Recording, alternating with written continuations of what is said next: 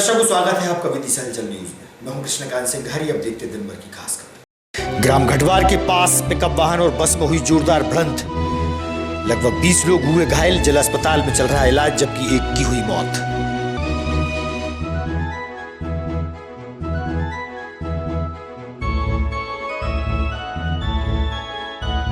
स्वामी विवेकानंद चौराहे के पास ADM bank के सामने कांग्रेस पार्टी द्वारा किया गया धरना प्रदर्शन। विधायक ने धरना के दौरान मीडिया से की चर्चा।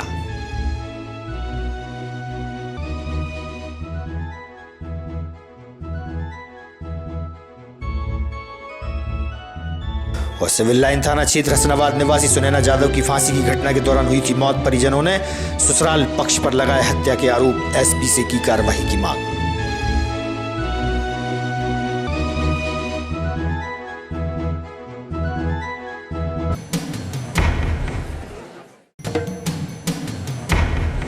अब खबर विस्तार से। विदिशा नगर पालिका में कार्यरत अनिल कुशवाहा, जो कि अस्थायी कर्मचारी था, जिसकी मौत होने पर मृतक के परिजन आए और पीएम के बाद शव को परिजन रीवा ले गए। मृतक रीवा निवासी है।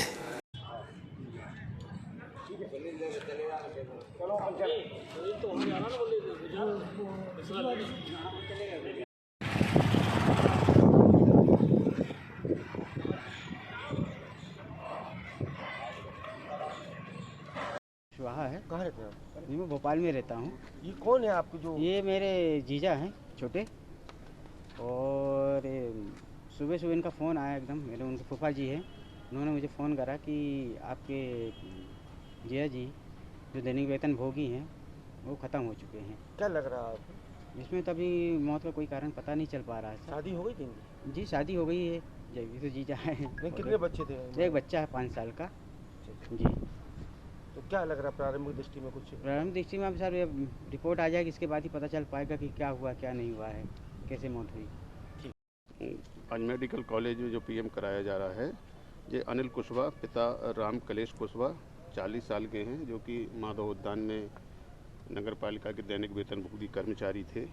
वहाँ पर कार्यरत काम करते थे। सुबह सुबह इनको घर में किसी अज्ञात कारण से घर दर्द वगैरह या जो भी उठा था, तो परिजन मेडिकल कॉलेज लाए और मेडिकल कॉलेज में आते समय ये मृत हो गए और इसका फिर में पीएम कराया गया है। ये मूलतः रीवा के रहने वाले हैं और इनके परिजन रीवा ले जाने की इच्छा व्यक्त कर रहे हैं। तो क्या मौत का कुछ कारण सामने आ पाया? मौत का कारण अभी अज्ञात है और जैसे ही अन्य रिपोर्ट आएगी, मेडिकल रिपोर्ट आएंगी, उनसे क्लियर हो जाएगा। कुरवाई सिरोंज रोड पर ग्राम घटवार के पास गुरुवार को पिकअप वाहन और बस में एक्सीडेंट होने पर भीषण हादसा हुआ। पिकअप वाहन और बस की भिड़ंत में 15 से 20 लोग घायल हो गए, जबकि एक व्यक्ति की मौत की खबर मिली है। सभी घायलों का इलाज विदिशा के मेडिकल कॉलेज और जिला अस्पताल में चल रहा है। इस दुर्घटना के संबंध में सिविल सर्जन और एडिशनल एसपी समीर यादव से हुई चर्चा।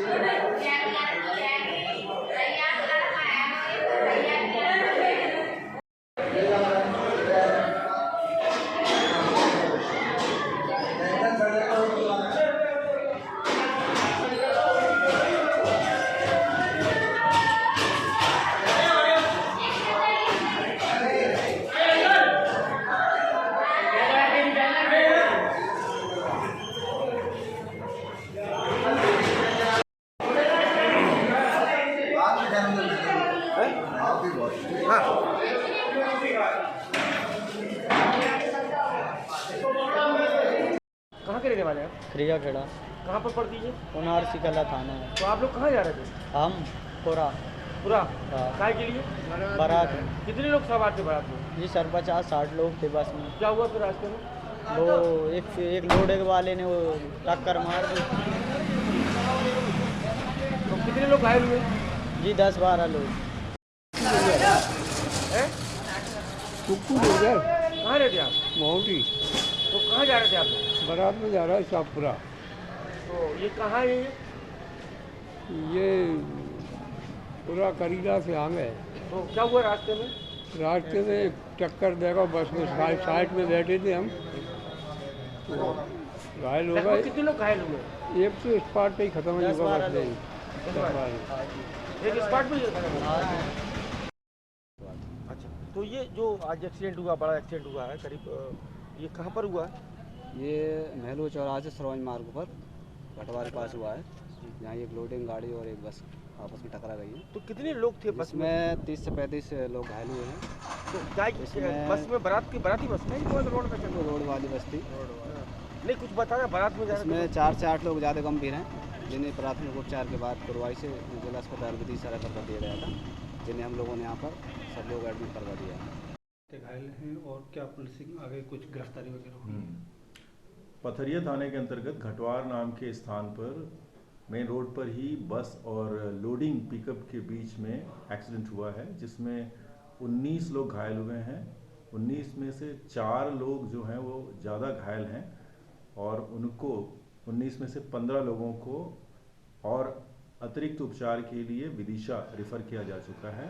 अनफॉर्चुनेटली बस में बैठे हुए एक व्यक्ति की मृत्यु हो गई है और जो घायल हैं उनको उपचार वहाँ प्राथमिक रूप से कुरवाई में कराया गया, नज़दीकी प्राथमिक चिकित्सा केंद्र में, और उसके बाद यहाँ विदिशा के लिए रेफर कर दिया गया। एक्सीडेंट का कुछ कारण मालूम चल पाया, किस तरीके से हादसा हुआ?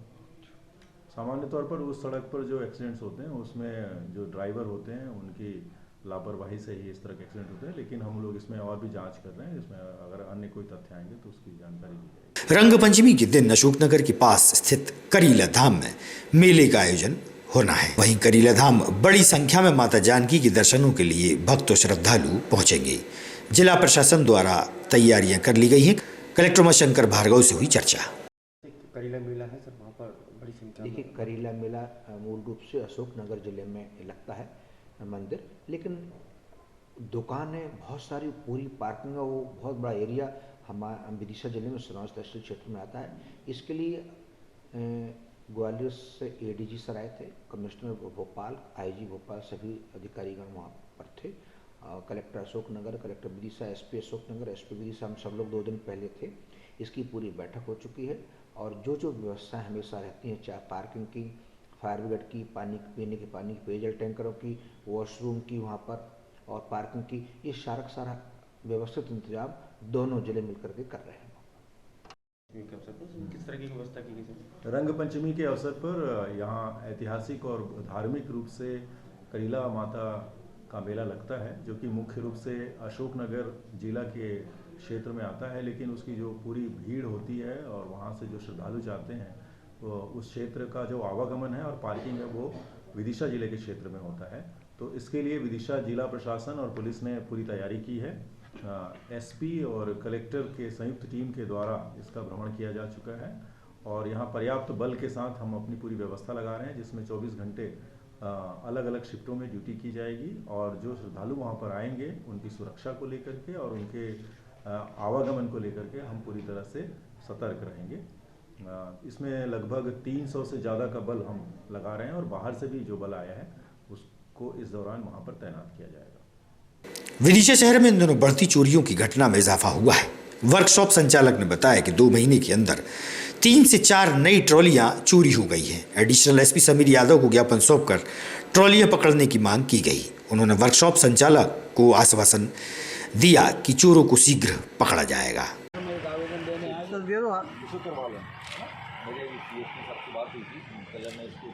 नहीं, हमारा हो गया, इसमें काफ़ी अच्छे हमारे पास इंफॉर्मेशन भी आ गई है, जल्दी हम पकड़ लेंगे। क्या मामला? हमारी बिल्डिंग की दुकान है खम्बा मंदिर के पास, वहाँ से करीब 11 तारीख दूसरे महीने में रात के 3 बजे एक ट्राली चोरी हो गई। पुलिस में व्यवस्था करी, मीडिया के माध्यम से हम प्रशासन को जागरूक करना चाहते हैं। पूरे हर व्यापारी परेशान है। छोटी सी बिल्डिंग की दुकान होती है दुकान वाले की, ट्राली एक छोटी चीज़ है नहीं कि उसको अंदर रख के काम कर सकें। तैयार हो जाएगी, बाहर खड़ी करना पड़ेगी, दूसरा ग्राहक आगा, दूसरी ट्राली फिर कहाँ खड़ी करेंगे। लगभग अभी तक कहाँ से कितनी ट्राली चोरी हुई है? विदिशा में लगभग एक खामबाव मंदिर से ट्राली चोरी हुई है, दूसरी गल्ला मंडी से चोरी हुई है 6 तारीख को, तीसरी ट्राली स्टार मैकेनिकल वर्कशॉप है मेहमदपुर रोड से 3 ट्राली 2 महीने के अंदर चोरी हो गई। सुधीर जैन दरबार की जो है एक ट्राली सुधीर जैन दरबार की चोरी हुई है। इसके विषय में ज्ञापन देने आए। किसको दिया है ज्ञापन? अभी पुलिस एसपी साहब को ज्ञापन देने आए। थाने में की थी कैसे? थाने में दी, अभी कोई कार्रवाई नहीं हुई। आज आना कल आना, एक महीने में रिपोर्ट कायम हो रही है। 181 लगाई, इसके बाद तो एफआरआई करने तैयार नहीं है। सीसीटीवी में रिकॉर्ड हुआ, कुछ पहचान में आ रहा है? उसमें फोटो भी आ रहे हैं, इसके बाद भी कोई कार्रवाई नहीं हो रही। ट्रैक्टर एक ट्राली एक ही। क्या कार्य करते हैं आप? ताम्रकार उद्योग के नाम से मेरी जो है वेल्डिंग वर्कशॉप। किस संबंध में ज्ञापन सौंपने आए आप लोग? आज ज्ञापन सौंपने आए हैं। हमारे बगल में जो है दुकान से लगी हुई माननीय सुधीर जैन दरबार की दुकान है और रात को लगभग 2-3 बजे के लगभग उनकी भी ट्राली चोरी गई है। अब इस हिसाब से हम लोग ज्ञापन देने आए हैं कि 3 हमारे व्यापारी साथियों की, दुकानदार साथियों की जो है ट्रालियाँ चोरी चली गई। ट्राली छोटे मोटा आइटम नहीं है, बड़ा आइटम है और 3 जनों का है। इसके बाद चौथा हमारा ही नंबर है। एक हिसाब से सभी लोगों के यही है कि जो है थोड़ा बहुत जो चोरी छोटी मोटी जो होती है वो तो पता ही नहीं पड़ती है। एक ट्राली लगभग कितनी लागत से बनती है? लगभग 1.5 से 2 लाख रुपए तक जाती है जी। 1.25 से 1.5 लाख रुपए तक का आइटम है और ये ग्राहकों की ट्रालियां हैं। अब ग्राहक हमसे पैसे मांग रहे हैं ट्राली। अब ये है कि जो है ट्राली वापस दे सकते और जो भी दुकानदार भाई हैं उनकी इतनी बड़े काम थोड़ी है कि 1.25 लाख रुपए किसी भी ग्राहक की वो पूर्ति कर पाएँ, ये संभव नहीं है। तो हमारा माननीय जो है पुलिस प्रशासन से और कलेक्टर महोदय से सबसे निवेदन है कि वो इस संबंध में जो है कड़ी से कड़ी कार्रवाई करें। उसकी वीडियो फुटेज भी हम उपलब्ध करा रहे हैं। माननीय जो है आपके पुलिस के कैमरे में भी वो आए हुए हैं, उनकी आप जल्द से जल्द पहचान करें। पुलिस में कोतवाली में या पुलिस विभाग में कब रिपोर्ट? हाँ, हमारे मित्रों ने जो है ये इनकी करीब 3 महीने पहले ट्राली चोरी गई थी, उसकी भी इनने रिपोर्ट डाली थी। फिर 1 महीने पहले इनकी गई है। ये अभी 3 या 4 दिन पहले की घटना है जो 6 तारीख की जतरापुरा रोड की। एक ही व्यक्ति लगभग जो है 3 जगह से ट्राली चोरी करते बनाने का, ऐसी चोरी हो रही बात सामने आ रही है। क्या प्रयास किया जाएगा आपके वहाँ? ये घटना की रिपोर्ट हुई है। इस रिपोर्ट पर हमने बहुत गंभीरता से संज्ञान लेते हुए एक स्पेशल टीम बनाई थी। उस टीम को कुछ बहुत अच्छे क्लूज भी मिले हैं। हम बहुत जल्दी इस चोरी में जो आरोपी हैं उनको पकड़ लेंगे और माल भी बरामद करेंगे। हाल ही में आंधी तूफान और मूसलाधार बारिश और ओलों की मार से बर्बाद फसलों के चलते किसानों ने उचित सर्वे कर मुआवजा राशि की मांग जिला प्रशासन से की है। पीड़ित किसानों का इस बारे में क्या कहना है, आप सुनिए। पूरे जिले की बात है, खासकर 3-4 गाँव में हमने निवेदन किया है। लो बस हुआ काम।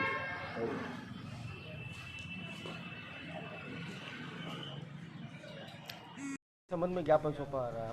ये सब पिछले दिनों जो तेज़ बारिश और हवा के कारण जो किसानों की फसलें बर्बाद हो गई हैं, ख़ासतौर से हमारे विदिशा तहसील में जो किसानों की फसलें आड़ी हो गई हैं, सरकार की ओर से, जिला प्रशासन की ओर से ये आश्वासन उन दिनों दिया गया था कि सर्वे कराया जाएगा। आज 4 दिन होने को आए, आज तक शासन की ओर से, प्रशासन की ओर से कोई सर्वे नहीं कराया गया है। हमारे किसान भाइयों का ये कहना है कि उन्होंने बीमा की फसलों का, फसल बीमा की योजना के तहत अपनी प्रीमियम भरी है। अब सर्वे नहीं होगा तो उन्हें बीमा कैसे मिलेगा? सवाल ये है। ये मुआवजे की नहीं, फसल बीमे की मांग है जो उनका सीधा अधिकार है। कम से कम प्रशासन को यह कार्रवाई तो अब तक करनी चाहिए। खाली आश्वासन दे रहे हैं मुख्यमंत्री जी, वहाँ तमाम माध्यम से आश्वासन दे रहे हैं सर्वे होगा। आज 4 दिन हो गए, क्यों नहीं हो रहा? यही। टीलाखेड़ी निवासी एक युवक की 1 साल पहले शादी हुई थी, जिसकी पत्नी एक ऑटो चालक के साथ भाग गई। पीड़ित पति पिछले 3 माह से पत्नी को ढूंढने की मांग पुलिस प्रशासन से कर रहा है और ऑटो चालक पर कार्रवाई भी चाहता है। एडिशनल एसपी को ज्ञापन सौंपा है।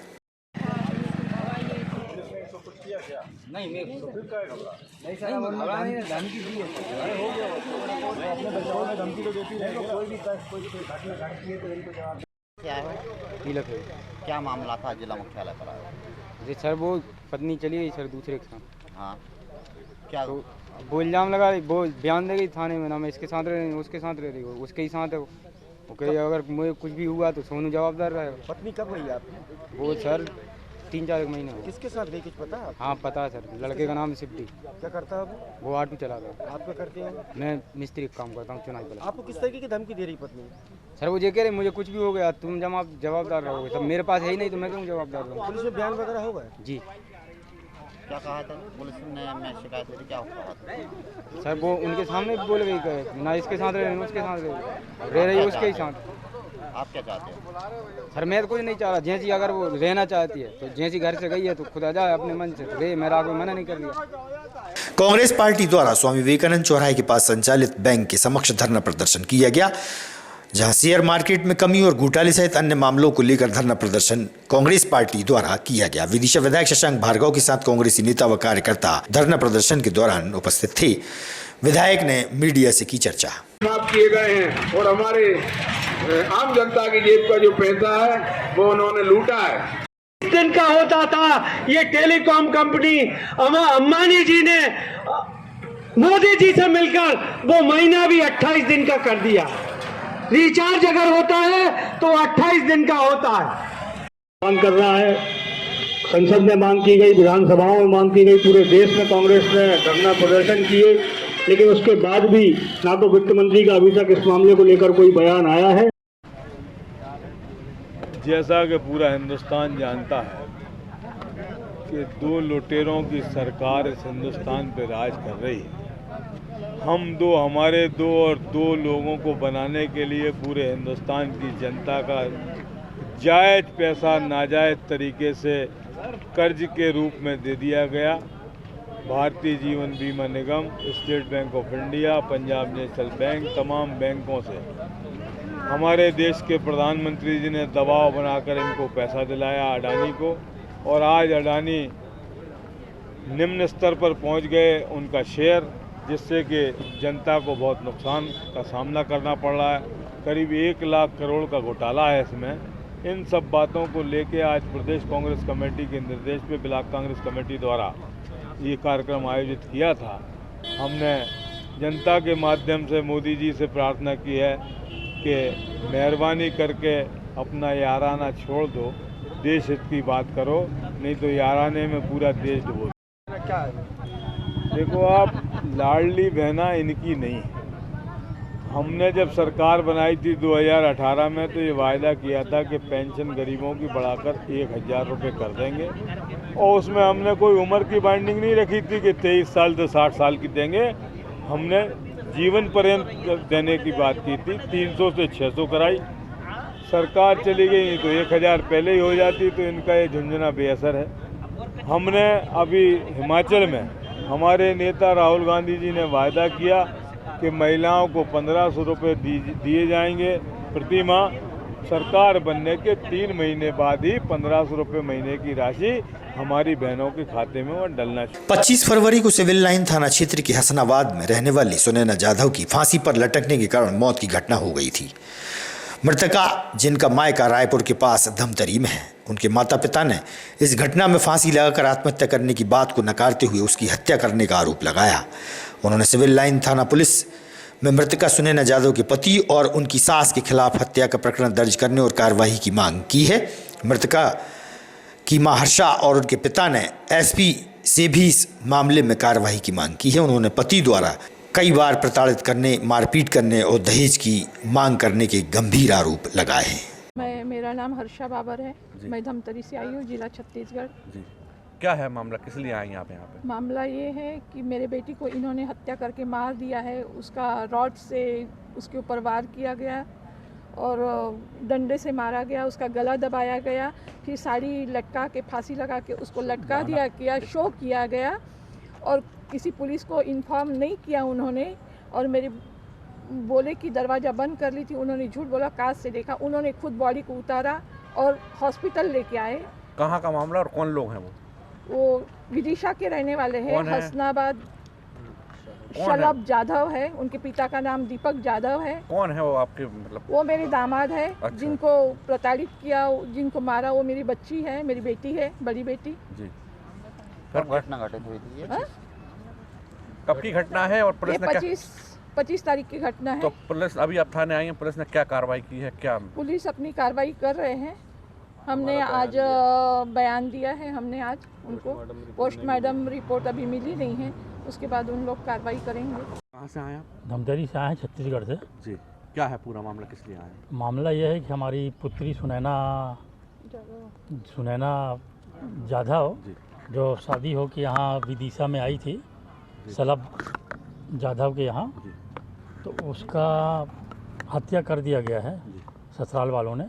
हत्या करने का सास और बेटा दोनों मिलके उसको आए दिन प्रताड़ित करते रहते थे लोग। उसके एबॉर्शन करने के लिए भी प्रताड़ित करते थे, करवाओ तुम ज़बरदस्ती, और पैसे के लिए भी बोलते थे कि तुम्हारे मायके वालों ने पैसा नहीं भेजा हमारे को। तो हम लोग भेजे भी थे। एन कोरोना के समय उन्होंने तंगाया था, तो हम बोले थोड़ा शांत हो जाए कोरोना, फिर आके दे देंगे। और ऐसा करते करते उसके पिता का तो देहांती हो गया। उसके बाद भी हमने भेजा उनके लिए, और अभी वो फ़ोन करके हमें बता ही रही थी कि मेरे को आए दिन ये लोग तंगा रहे हैं, परेशान कर रहे हैं। उसकी सास बोलती थी कभी तुमको तलवार से काटेंगे, कभी बंदूक से मार देंगे, ऐसा आए दिन बोलते रहती थी वो। ये झगड़ा उनका 4-5 दिन से चल रहा था, और उस दिन इतना ज़्यादा बढ़ गया कि उन्होंने उसको मार ही डाला। उसके मारने के पहले वो बचा रही थी बच्ची मेरे को, बचाओ मम्मी, मार रहे हैं मुझे। तो अब क्या हुआ? अभी आप इतने दिन होगा, अभी तक FIR हुई कि नहीं हुई? अभी हमने रिपोर्ट यहाँ पे दर्ज कराई है, लेकिन उनका कहना है कि PM का रिपोर्ट आने के बाद में आगे की कार्रवाई हम करेंगे। आप लोग क्या चाहते हैं? हम लोग चाहते हैं भाई हमारी बच्ची को जो अरेस्ट हो जाए, हाँ, उसके साथ न्याय हो, ताकि भविष्य में और किसी दूसरे लड़की के साथ में ऐसा अन्याय ना हो। ताजा तरीन खबरों से रहिएगा आप अपडेट, देखते रहिएगा विदिशा न्यूज़। हमें दीजिए इजाजत, नमस्कार।